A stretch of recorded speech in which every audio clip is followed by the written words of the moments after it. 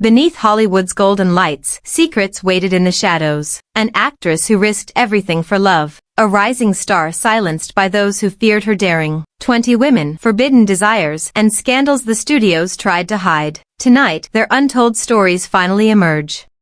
Ava Gardner, Sinatra's siren, the woman who could shake even royalty. In 1953, she arrived at a Spanish palace barefoot, hungover, still glowing from the night before. The queen refused to greet her. The king sent champagne anyway. That was Ava, untamed, unforgettable. Born poor in North Carolina, she rose with a face made for sin and a laugh that could ruin or redeem. She didn't chase fame. Fame chased her. But love, wild and destructive, defined her life. She married Mickey Rooney, then Artie Shaw, but it was Frank Sinatra who consumed her. Their love was a storm, violent, beautiful, impossible to ignore. When she left him, he swallowed a bottle of pills. He survived. She never forgave herself. Still, she called him the love of my life. She had other lovers, matadors, dukes, even a bullfighter who inked her name on his chest. Hollywood tried to tame her, sending agents to clean up broken glass, broken contracts, broken hearts. Ava never cared. I've always felt I was nothing unless I was in a man's arms, she admitted. And so she kept returning to the fire, even as it burned her. By the 1970s, she was in London, still radiant, but tired, hiding from the cameras. She died in 1990. Sinatra paid her hospital bills but never came to the funeral. Some say she was too wild to be loved. Others say too honest about needing it. Either way, Ava Gardner never apologized. And that's why the world never forgot her.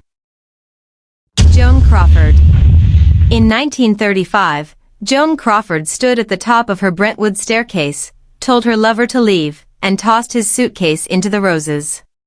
She didn't watch him climb down. That was Joan, ice on the outside, fire within. She rose from poverty and dance halls to the heights of MGM, not through luck, but through sheer ambition. Joan worked harder, loved fiercer, and demanded more than most men around her. Her marriage to actor Frank Tone burned bright and ended bitter, leaving her sharper, colder, and determined to survive. Perfection became her shield, ice baths for her skin, closets labeled for each day, staff dismissed if they broke her rules. It looked like vanity, but it was survival in a world eager to discard women past 30. Joan refused to be discarded. Still, the whispers followed affairs, rivalries, long nights with too much drink. By the 1950s, the calls slowed. When she played a fading actress in Whatever Happened to Baby Jane, it was less a role than a reflection.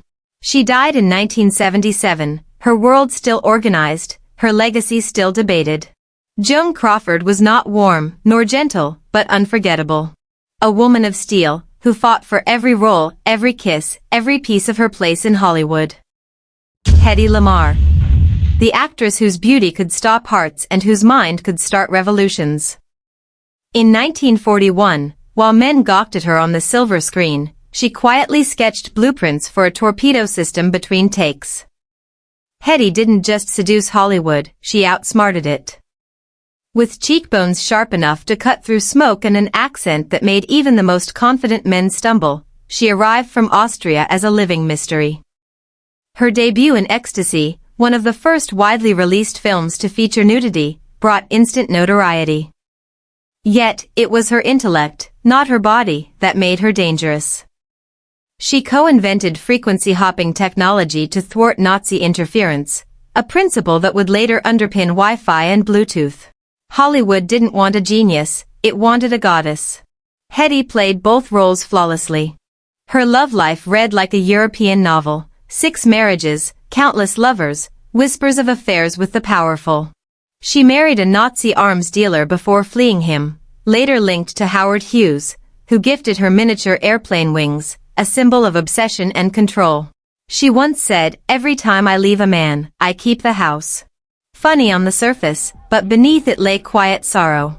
Behind diamonds and dramatic entrances was a woman often used by studios that marketed her body, by husbands who silenced her brilliance, and by a world that remembered scandal but ignored science. As the years passed, the roles dried up, as did the marriages. Hetty allegedly turned to shoplifting, not out of need, but as a thrill, a rebellion against being forgotten.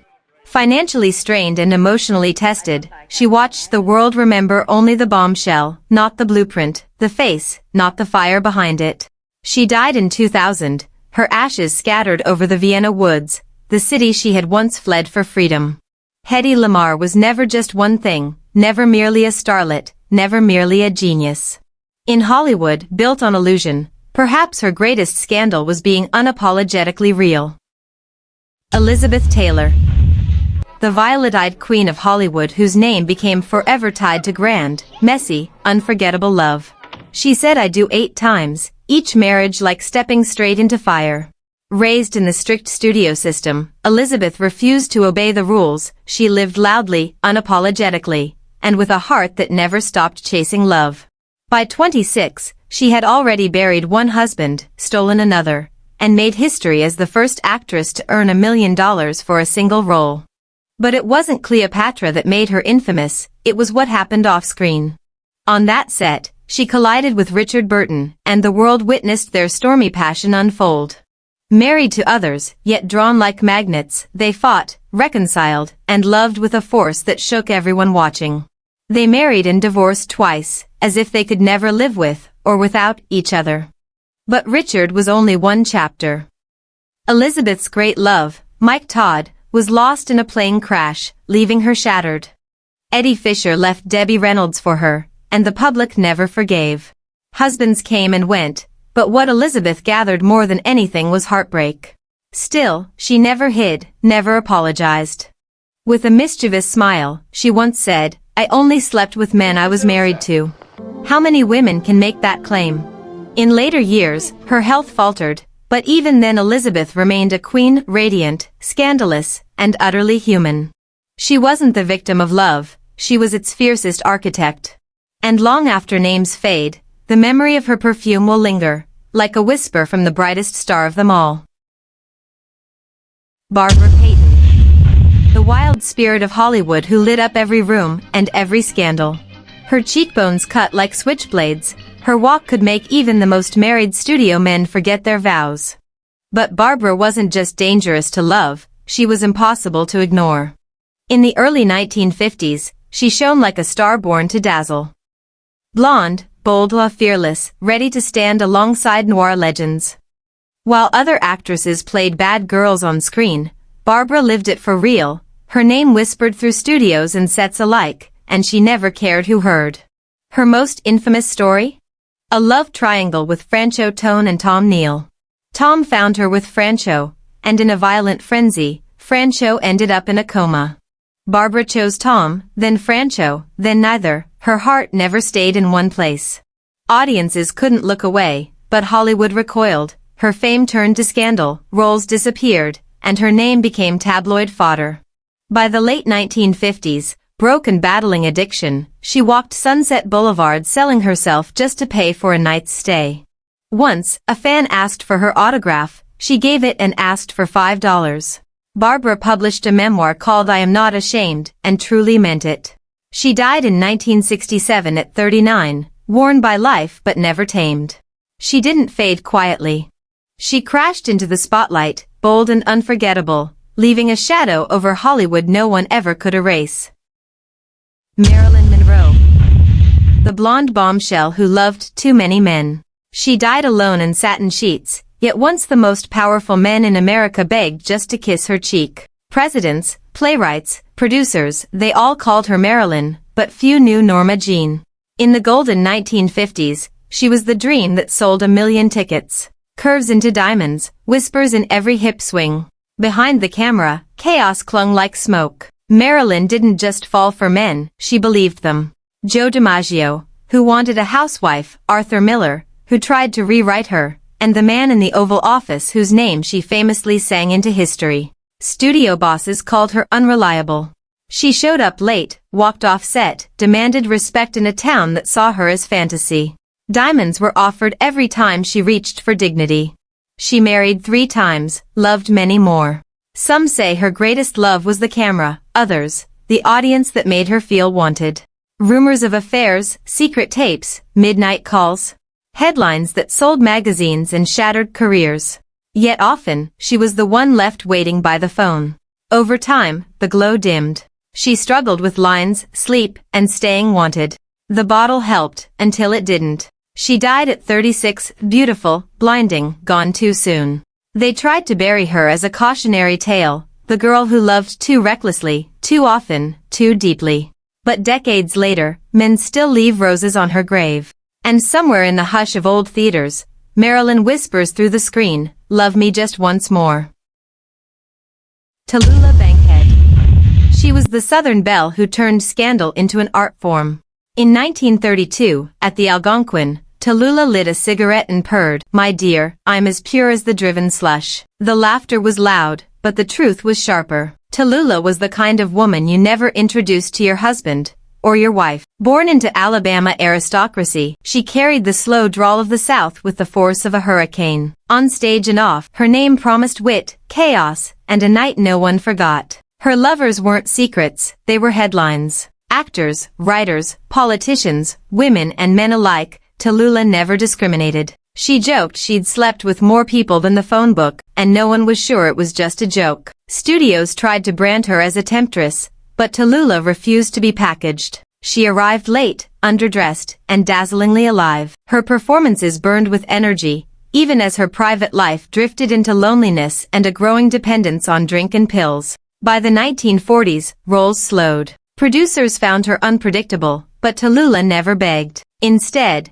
she leaned harder into her legend, swanning through hotel lobbies in turbans, tossing wicked one-liners, raising glasses to lovers long gone. She died in 1968, still laughing, still impossible to contain. Tallulah Bankhead lived like a live wire, too bright, too reckless, and too free for the world she was born into. She didn't fade quietly. She went out in sparks. Lana Turner.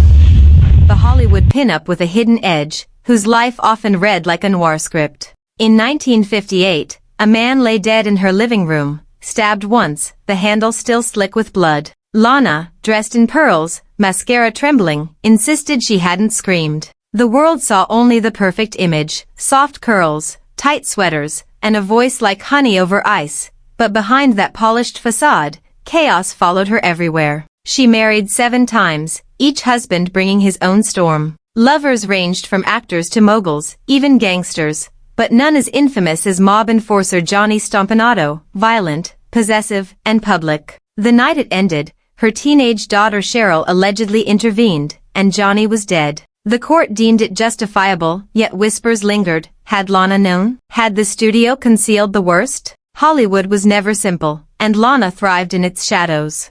She returned to the screen with imitation of life, delivering a performance so raw it mirrored her grief. Audiences forgave her, embraced her, made her a box office queen again. Yet, the shadows never left. Lovers, roles, reinventions, they came and went, but loneliness and private sorrow lingered. There is a heartbreak that leaves no bruises, only silence, and Lana knew it intimately. She died in 1995, alone yet surrounded by trophies. A scandal, a siren, a survivor, a woman who refused to play the victim, even when the world demanded it. Zsa Zsa Gabor. She was the queen of diamonds, and of divorces. When asked how many husbands she'd had, Zsa Zsa smiled and purred, "You mean mine, or other women's?" From the moment she swept into Hollywood with her Hungarian accent like champagne and a fur coat for every mood swing, she wasn't chasing stardom, she was creating her own spectacle. Zsa Zsa married 9 times, though whispers claimed there were more. An oil tycoon, a hotel magnate, an actor, a diplomat, even a German prince who gave her the title princess, a title she wore more proudly than any Oscar. She collected men the way others collected handbags, frequently, lavishly, and without apology. Her unions were never quiet. There were brawls, lawsuits, delicious insults hurled across headlines, and of course, that unforgettable moment when she slapped a Beverly Hills cop, wearing diamonds. Behind the glitter, though, was a woman who knew exactly how the Hollywood game was played. When obedience was expected, she chose extravagance. When heartbreak came, she arrived at galas dripping in emeralds, smiling as if she'd won. Yet time slowed even for her. Roles dwindled, the tabloids turned cruel, and her health faltered. Still, Zsa Zsa kept her mask polished, lashes curled, lips painted, voice sharp with one-liners that never missed their mark. She passed away in 2016, just shy of a century old, leaving behind not just jewels and lawsuits, but a legacy of defiance wrapped in fur and diamonds. Zsa Zsa Gabor never pretended to be innocent, she didn't want to be. In a world that demanded women stay quiet, she raised her glass and her eyebrow, and purred, "Darling, I am a marvelous housekeeper. Every time I leave a man, I keep the house." Linda Christian. The original Bond girl with a scandalous allure. In 1945, Linda Christian entered a Hollywood party and quietly captured Tyrone Power's attention, even though he had arrived with someone else. That was her gift, moving through rooms, orchestrating every glance without raising her voice. Born in Mexico, fluent in several languages, with a face that seemed to glow from within, Linda wasn't just beautiful, she was deliberate. Her eyes softened when needed, her smile lingered, and men followed her like moths to a flickering flame. 2 years later, she married Tyrone Power, the golden couple adored by fans. But behind the glamour, life was far from perfect. Tyrone's lingering passions and Linda's own discreet liaisons, princes, actors, diplomats, kept her life a private whirlwind. After the marriage ended, Linda starred as the first Bond girl in a 1954 Casino Royale TV adaptation, cementing her image as beautiful, daring, unforgettable. Hollywood doors slowly closed, but she lived richly, traveling, entertaining, and vanishing from the spotlight without ever disappearing from memory. When she died in 2011 at 87, there were no grand tributes, only the quiet closure of a life lived entirely on her own terms. Linda Christian never acted, she maneuvered, bending the rules and leaving traces of mystery wherever she went. Linda Darnell. Desire in a silk gown, was a beauty Hollywood couldn't resist. Porcelain skin, velvet voice, eyes that seemed to ask for trouble, she was crafted by the studios, a shy Texas girl turned starlet too fast. By 20, she was the seductress, the temptress, the other woman men ruined their lives for. Her affairs were passionate and doomed, especially with director Joseph Manowich, a married man she adored. She married 3 times, each ending in heartbreak, and lovers came and went, all drawn to her radiance and hidden ache. As the 1950s progressed, roles faded, the spotlight dimmed, and Linda turned quietly to the bottle, a soft surrender rather than scandal. On the night of her death, watching her favorite film Stardust, she fell asleep with a cigarette still burning. The fire claimed her, and at 41, Hollywood lost its flawless, tragic icon. Linda Darnell was always the woman in the gown, adored, unforgettable, and still waiting to be chosen for more than her beauty. Dolores Del Rio. Mexico's most captivating export, arrived in Hollywood wrapped in mystery. Eyes like oil, voice like silk, she didn't need to chase attention, she commanded it. In a time when Latinos were cast as maids or mistresses, she became queens, goddesses, women men adored and feared. Her love affairs were whispered legends. Orson Welles, Errol Flynn, Diego Rivera called her a living painting. Yet it was her quiet control that fascinated most. Dolores chose men carefully, decisively. Her romance with Orson Welles, nearly 20 years her junior, scandalized Hollywood, but when he strayed, she left gracefully, dignity intact. She kept a secret Los Angeles apartment, a sanctuary away from cameras and gossip, living life on her own terms. As younger starlets rose, Dolores returned to Mexico, reinvented herself, and became a pillar of her country's golden age cinema, performing with depth Hollywood rarely allowed. Dolores Del Rio died in 1983, wrapped in legend and lace. She wasn't a fallen star, she was a sovereign woman who survived Hollywood, outgrew it, and walked away untouchable. Clara Bow. Hollywood's first it girl, lit up screens in the 1920s with her bobbed red curls, smoky eyes, and an energy that made the nation swoon. America adored her, until fame began to devour her. Born into poverty and chaos, Clara carried scars beneath her dazzling smile, a vulnerability few ever saw behind the glittering facade. By the time she starred in It and Wings, she had the entire country under her spell. But whispers of scandal followed her everywhere.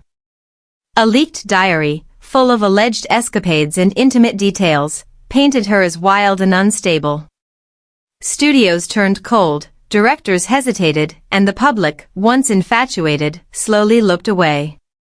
Clara, once unstoppable, retreated from the spotlight, leaving the world to wonder if her legendary energy would ever return. Her later years were quiet, spent far from the glitz she once commanded. Yet her sparkle never truly faded, it was the world that stopped looking. Clara Bow gave everything to Hollywood. Her charm, her voice, her spirit. And in return, she left a legend that lingers still, haunting, radiant, and unforgettable, a reminder of a star that burned too bright for her own time. Mae West. She was the woman who wrote her own lovers. In 1930, Mae West walked into jail in silk stockings and a fur coat, smiling so boldly even the warden blushed. 8 days later, she walked out more famous than ever, and entirely unrepentant. Long before Hollywood could tame its women, Mae had already broken free. She didn't just play seductresses, she created them. At a time when women were expected to be quiet, she was writing, producing, and starring in plays so daring they filled theaters and rattled lawmakers. When her play Sex led to her arrest for indecency, she turned scandal into triumph. Ticket sales soared, studios came knocking, and Mae made sure they played by her rules. She strode into Paramount at nearly 40, an age when most actresses were being pushed aside, and made herself a star. With razor-sharp wit and a slow swing of the hips, Mae didn't flirt with the camera, she owned it. Her films overflowed with innuendo and double meanings, and off-screen she was just as bold. Rumors swirled about her much younger companions, but Mae never married, once joking, "Marriage is a fine institution, but I'm not ready for an institution." She didn't drink, didn't smoke, and never surrendered control of her image. But as Hollywood grew stricter under the Hays Code, Mae's scripts were censored and her roles diminished. Still, she endured. She lived into her 80s, sharp, flirtatious, unforgettable. Mae West didn't just seduce Hollywood, she outsmarted it. And in the end, it wasn't the men she conquered who made her legendary. It was the ones who tried to stop her, and failed. They were called scandalous, dangerous, even ruined. But the truth? They lived brighter, louder, and more daring than the men who tried to silence them. These weren't just actresses. They were fire in a world that demanded only smoke, a spark that refused to be tamed. Every glance, every whispered word, every choice they made carried a story no one else could tell. If their lives moved you, if their courage lingered in your mind, don't let their flames fade. Like, comment, and subscribe to keep the stories alive, to remember the women who refused to shrink, and to celebrate the fire that once lit up the world.